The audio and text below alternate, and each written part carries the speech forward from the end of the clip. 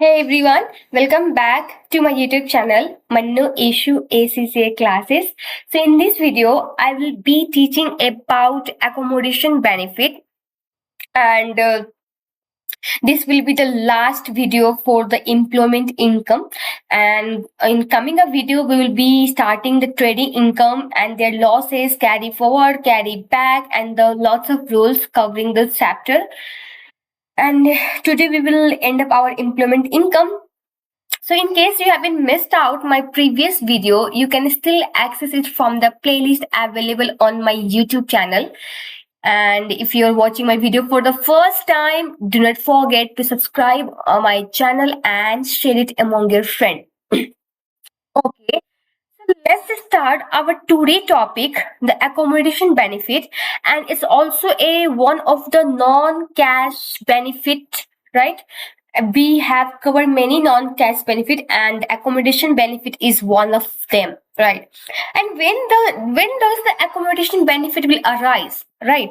When employee is provided with a accommodation as a part of their employment by employer, then this benefit will be assessed on the employer. And how we will calculate the accommodation benefit? We need to consider two things: basic charge and additional charges. Right. In basic charge, we will take the taxable amount will be the higher of two things. One will be the actual rent paid by employer for the accommodation. Other will be the annual value. Basically, annual value. Yeah. So basically, when employer has taken those accommodation itself on the rent and paying the rental amount on the behalf of the employee, that amount will be considered with the actual rent that employer pays for the accommodation. And other annual value means the market rent of accommodation or the property. Sorry, it will be accommodation and it's the same thing. Will but write down accommodation. All right. Okay, so we will take the higher of two things, and that will be the basic charge. Right. So basically, in case of annual value, it's assumed to be the relative value for the of the accommodation. Okay. So we will take off this two figure.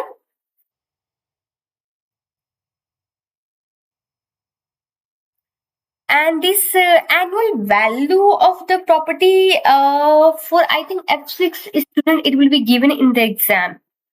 Okay. So now coming to the additional charges. Basically, this additional charge will only arise if house is owned by the employer, right? And its cost is more than 75,000. And 75,000 means cost plus any improvement, including both of these amount. If it is more than 75,000, in that case, additional charge will arise. All right. So suppose I'm the employer and I'm the owning the accommodation. In that case, though no actual rent will be payable, obviously the market rent of those accommodation we will consider for the basic charge, and we will look if it is on its cost is more than 75,000 or not. Now, what we need to consider is uh, whether where the employer acquired the accommodation is more than 6 years before providing it to the employee or less than 6 years. We need to consider that. Right. Means if the employer is providing the accommodation to the employee, so it has been on for the more than 6 years or less than 6 years. And what will be the consequences if it is less than 6 years? Or what will be the consequences if it will be more than 6 years? In case of less than 6 years, we will take the purchase price plus any capital improvement done in the previous tax year. Right. If I am doing the capital improvement in the current tax year, it will be assessed in the next tax year. And whatever the capital improvement done in the previous tax year, it will be considered in the current tax year. So if it is less than 6 years, we will take purchase price. We will take the any capital improvement done in the previous year. Then we will reduce 75,000 amount, and whatever the amount we receive, we calculated after doing this, we will multiply it with ORI. ORI is the official rate of interest, and it's I think 2.25%. right? And this will be the additional charge.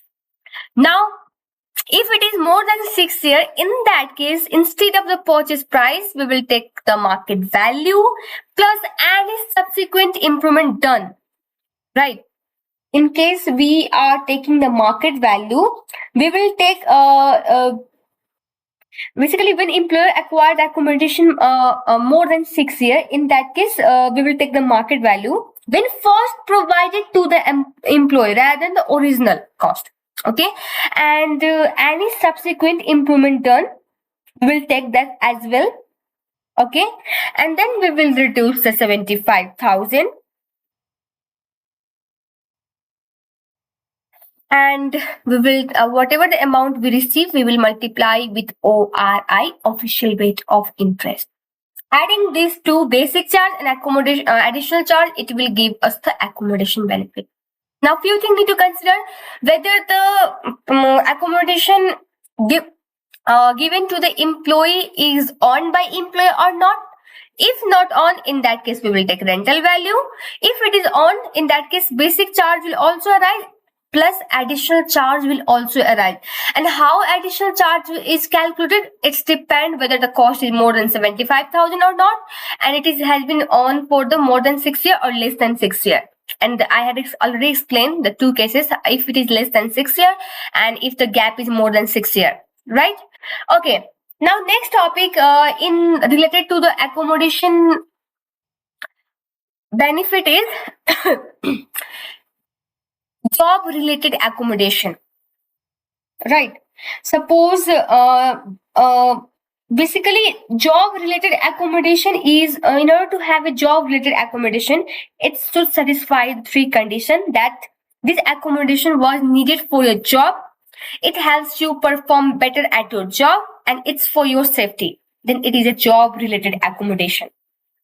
So now you might be wondering what will happen if it is job related accommodation, right? Basically, if it is a job related accommodation, then in that case, no benefit will arise.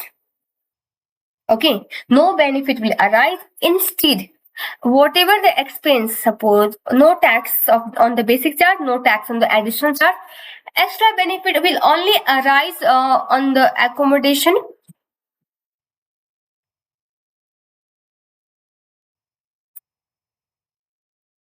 Just wait, I think I had done some few mistake in typing.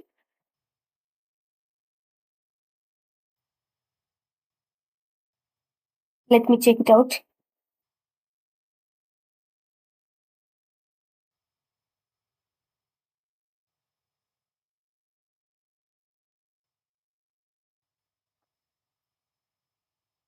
Okay, so extra benefit into accommodation aren't taxed, are taxed. So basically, if it is job related accommodation, then no tax on the basic charge, no tax on the additional charge. But whatever the additional benefit, like if along with those accommodation, if they are providing like lighting, heating, these are the taxable on the employee if they are paid by the employer, and the taxable limit is up to 10% of your total pay. And total pay means your employment income, 10% of employment income. Right. So let me summarize. If the accommodation is related to the job, and how we will identify the three things we need to consider: that accommodation was for the proper performance of the employee duties, better performance of the employee duties, security arrangement for the threat to employee life. If these three are considered, then it will be considered to be the job related accommodation. And for job related accommodation, no basic charge will arise, no additional charge will arise, extra benefit will arise, like if expense such as lighting, heating, if it is paid by the employer, in that case taxable, these are taxable on the employee. And how we will calculate the 10% of your employment income, like, right? The taxable limit is up to 10% your employment income. They won't charge more than that. And basically in, I think it's Copland book, it has been I think mentioned that higher of two things. Yeah, I have been seen anywhere.